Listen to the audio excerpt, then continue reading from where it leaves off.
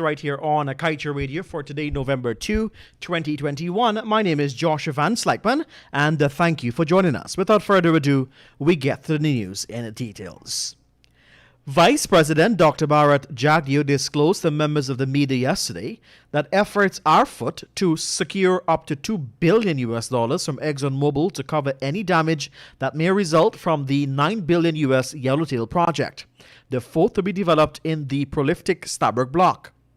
The government's pursuit of this $2 billion commitment comes on the heels of years of criticism from Kaieteur and other industry stakeholders regarding the absence of any formal guarantee from ExxonMobil that it would cover in full the shortfall of costs associated with an unmitigated spill, which are not covered by its subsidiary Esso. But with the government only looking to secure a $2 billion commitment, it therefore means that the Yellowtail project will fall into the same bracket of other Exxon-led projects that are without full coverage insurance. These projects are the Liza Phase 1, Liza Phase 2, and the Payara project. Meanwhile, even though Guyana is still without the legislative and regulatory framework to efficiently manage its quickly growing oil sector, and its capacity are stretched each day in monitoring ExxonMobil's Stabroek block operation, the government has signaled its intention to welcome more operators in the offshore basin by next year. This was disclosed by Vice President Jagdeo.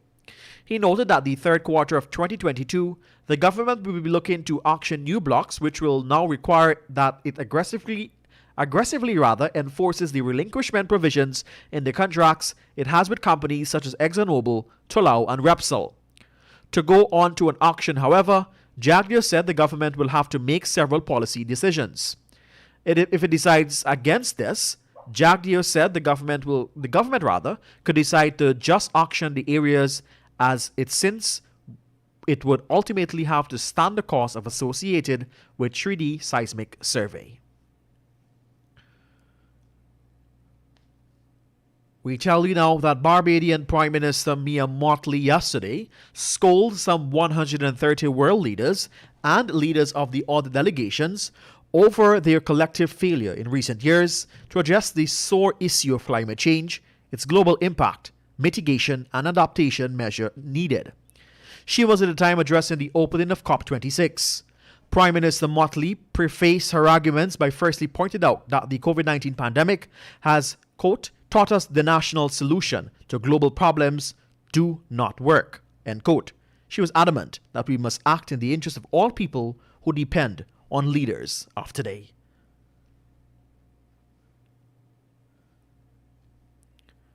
You're listening to us right here on Kaieteur Radio 99.1 and 99.5 FM, and this is your main newscast. More news after the break. Stay with us.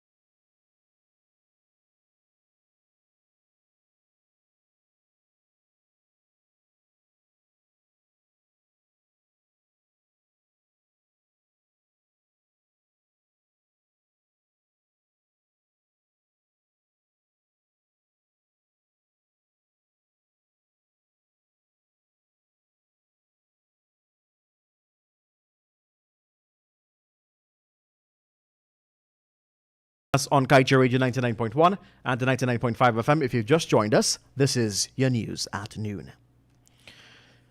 Vice President Bharat Jagdeo yesterday defended the ever-expanding production of the oil and gas in Guyana by pointing to the fact that even in 2050, when the world is aiming for net zero emission, there would still be need for some 24 million barrels of oil daily. Down from the current rate of about 100 million daily, Dr. Jagdeo shared this position yesterday during a press engagement that coincided with the World Leaders Summit at COP26. The Vice President is blasting world leaders currently deliberating climate change and its impact at COP26. He said, "We provide a free decarbonization option for the world through the forests. When for other options people are getting paid, To this end, Dr. Jagdeo was adamant that the world must step up and pay for ecosystem services provided by the forest.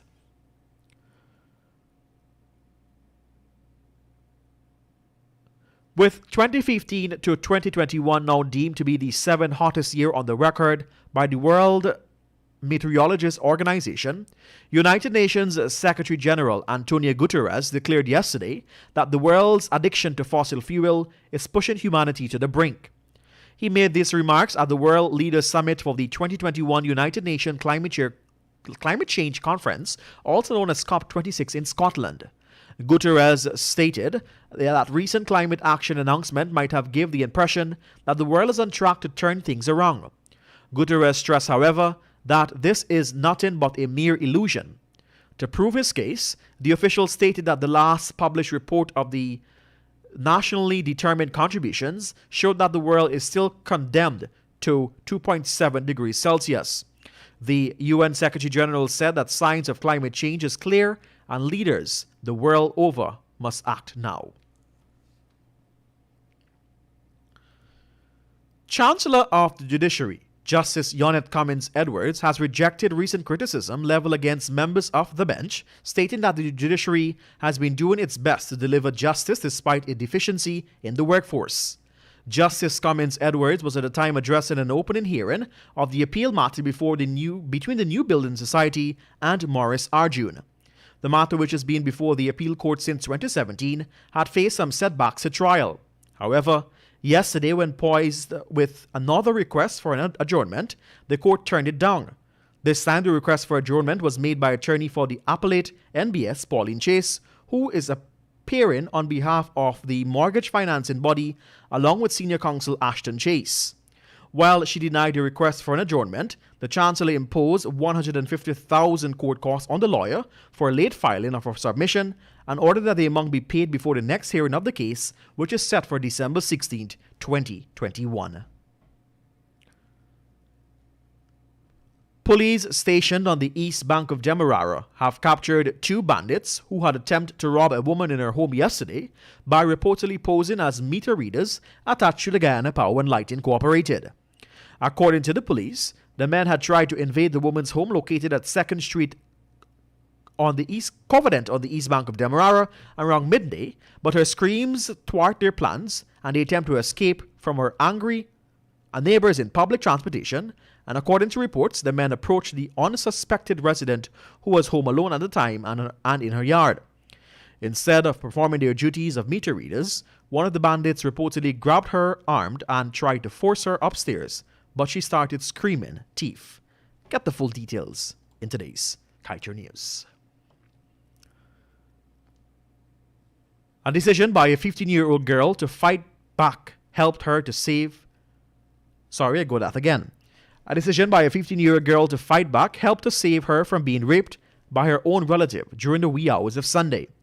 According to police, the attempted rape of the girl took place around 3 hours at her home located in Region 7 area. The relative who tried to rape her has been identified as a 19-year-old man. Police reported that the girl was awakened from her sleep by someone choking her, and when she opened her eyes, she saw her relative forcing himself on her. She reportedly began to fight back and a scuffle ensued between the two. Other persons residing in the house were awakened by the noise from the scuffle. As a result, the relative decided to stop his attack and run away. A report was subsequently lodged with the police and a manhunt has been launched for the suspect. This is Kaieteur Radio 99.1 and 99.5 FM. We turn our attention to the page 7 of the Kaieteur News that is dedicated of being blunt. Exxon rents another supply boat for its operation. You can check the Kaieteur News October 26 edition. Most people would do the same if they got some idiots of leaders to pay $55,000 per boat. It is easy money and best taken from fools while it can be had given the level of foolishness we see in Guyana. This is likely to go on. Guyanese should get ready. Exxon will have more boats to rent since we are paying Kecha Paku bossy back. And it is time for your COVID-19 update. Yesterday, the Ministry of Health in a release stated that 5 more persons who contracted the COVID-19 disease have died. As a result of this, the country's COVID-19 death toll has moved to 925. According to the ministry, the latest fatalities are that of 4 unvaccinated persons and another whose vaccination status is unknown. There are 13 patients in the COVID-19 ICU, 57 persons in institutional isolation, 2,758 in home isolation, and 4 in institutional quarantine. To date, a total of 31,904 persons who are infected with the virus have recovered. And with that, we've come to the end of your main newscast on Kaieteur Radio 99.1 and 99.5 FM. Allow me to remind you that you can get the full details of these stories and much more by picking up a copy of the Kaieteur News at a newsstand near you, or head across to our website at kaieteurnewsonline.com. My name is Joshua Van Sleckman. Thank you for joining us.